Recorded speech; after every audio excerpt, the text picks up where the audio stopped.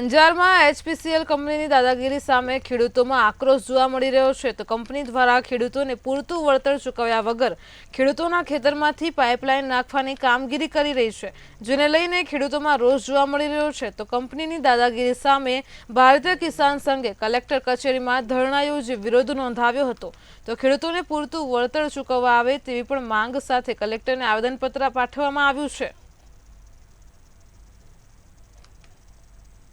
આ HPCL company Anjar તાલુકાના અમુક ગામડાઓની અંદર આજે છેલ્લા 22 દિવસથી ખેડૂતો ત્યાં રામધૂનનો કાર્યક્રમ કરી અને ધરણા ઉપર બેઠા છે।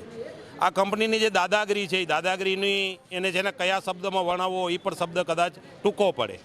કોઈ પણ ખેડૂત સાથે જેટલા કાયદામાં પ્રાવધાન છે એ કાયદાનું કોઈ પણ પ્રાવધાનના બધાએ ભંગ કરીને કોઈ પણ એક પણ નોટિસ આપ્યા વગર એવોર્ડ કર્યા વગર સીધા ખેતરમાં ગરી જઈને મશીનો ચલાવે છે। દાડમોમાં 25-25 કિલા માલ છે। આવા માલો અને રાયડાઓ એરંડા આવા ખેડૂતોના પાક નષ્ટ કરીને એનો જે મુદ્દો છે એ દુધઈ સબ બ્રાન્ચ કેનાલમાં આજે 3 વર્ષથી પિલિંગ ભરવા છતાંય હજી એકડો ઘૂંટાડો નથી। એટલે તાત્કાલિક ધોરણે આ બંને મુદ્દા સેન્સિટિવ મુદ્દા છે। તાત્કાલિક ધોરણે આનામાં ઉકેલ આવો સરકારને એવી વિનંતી છે, નહીં તો 23મી તારીખથી અમે ફરીથી અહીંયા ધરણા ઉપર